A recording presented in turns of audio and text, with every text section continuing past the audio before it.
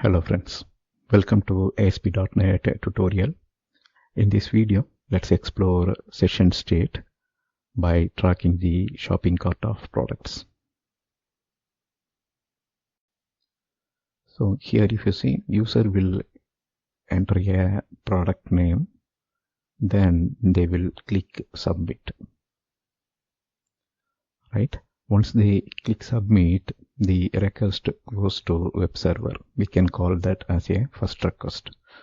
So we want to track what are all the product user is purchasing. Right? Here if you see, these are all the products added to the cart in the previous 3 submits. When user places a fourth product and when they click submit, here website says that product 07 added to the cart, and it also shows what are all the previous product and what is currently added. Right? Here if you see, here we just mimicked the shopping cart example. Right? In real world, it will be like displaying a list of products and user will place a check mark or they will click add to cart button next to the displayed product. And then the web page should show the list of products added to the cart. Right? So that's what here we are mimicking. And if you see, whenever you click submit, you are making a request to the web server. So here it simply mimics that user purchases a different product and all those products are added to the cart and the cart shows the product. Here if you have product, price and other stuff, those information can also be shown here. Product and what is its price, and towards the end what is the total value of your purchase. And finally you may have a checkout button to make the payment. Right? Alright, now let's proceed to the demo.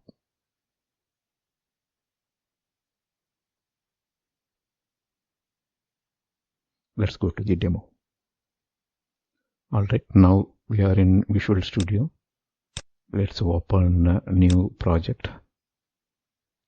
Template Visual C++, Visual C Hash, templates Visual C Hash, web, and here we will pick ASP.NET web application and we will name it as ASP27 session state 1.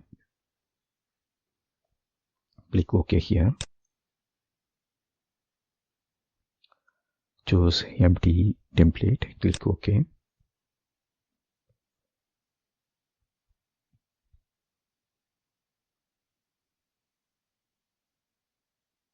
Let's close.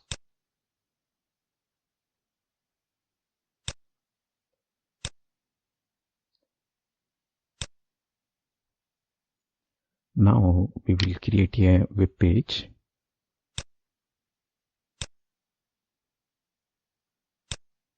So you can look at here, Visual C Hash, web form. So session state, that's the web form we are creating here. Let's click add. The web form is ready now. We will go to the split view. So inside the div,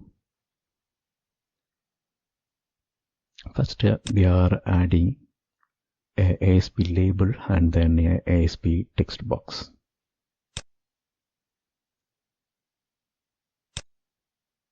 Right? Let me click save and you can see this is the label, add product code purchase. Right? After that we are adding a text box. Alright? ID is text box 1. So this is our text box.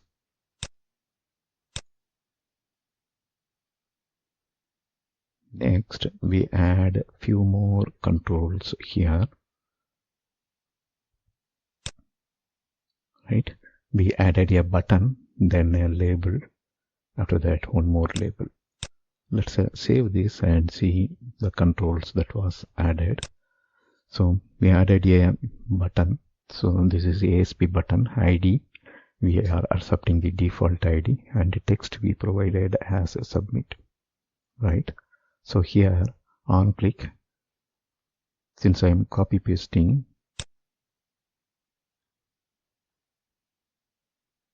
let's save this, and we will generate, when we double click, it will generate that entry. Next, if you see, we have the product, right? This is simply a label, and text we are providing product, so that the label displays product.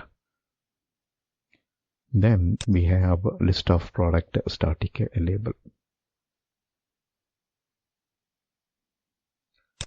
right? Now we will generate the click event for this one. When you double click, it will land into the handler, and if you come here, it adds the on click. Alright, now let's go to the design view. So we already have the handler for this one, right? So now if you see, first we are using the session object in the click event handler, and if you see, we are accessing the session of p codes, product codes, plus text box 1.text.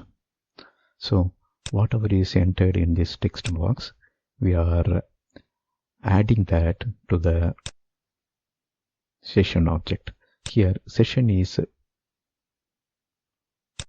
identified by the key p codes, right? So whatever is the previous session content, we are taking that, and we are appending the content in the text box, and we also add a break tag, right? With this information, we are updating our session.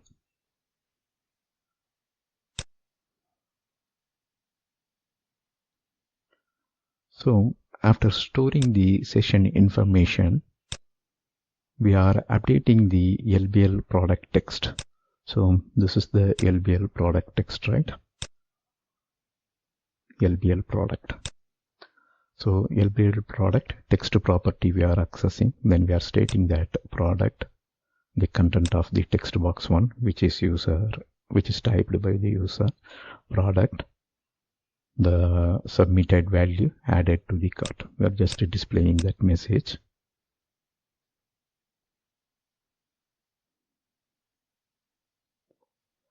Then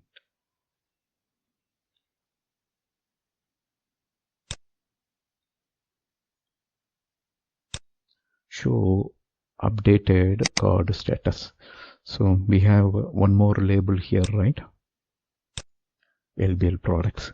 So here we can display list of products which was added during the previous request, right? So current cart items, we are doing the break. Then whatever is there in the session, we are appending that. Session of p codes, and we are converting that as a string. Then we are appending that to the static content here. So if you see here, this is the key part. In each button click, whenever user clicks the submit button, we take the content of session object and we append the text content with a break tag, right? This way we are listing all the product purchased in the previous web requests. Let's save this and build the solution once. And we can run it.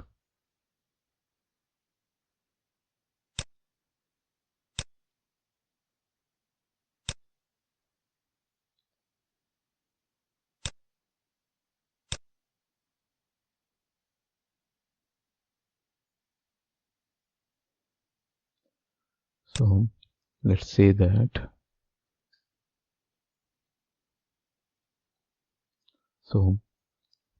let's assume that user is browsing through the page and they found some interesting product and they are purchasing it.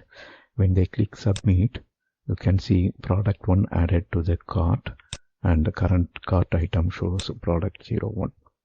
Now let's state that user is purchasing, they're moving to 4th page and they add one product. So product 4 added to the cart, and the shopping cart will show what are all the product currently user purchased, right?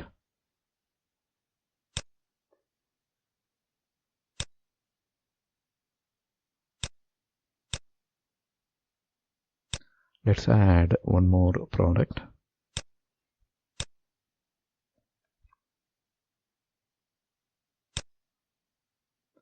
So if you see here, this session P code is there, right?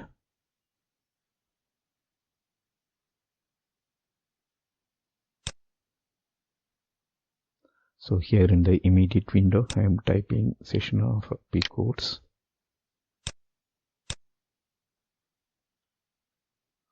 So you can see product 01, product 04, right? And the current text here is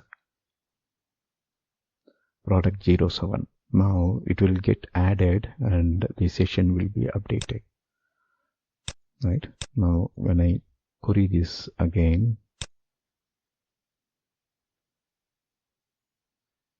you can see the 7th product is also added, right? So the session remembers the content which was part of the previous web request. If you have multiple web requests, all these are tracked using the session object. So here we shown a simple example of shopping cart. You can think about the other example in which you want to track user interaction between multiple sessions, I mean the multiple web requests. That's all here in this video. Just now you saw the demo. Thank you for watching. Bye.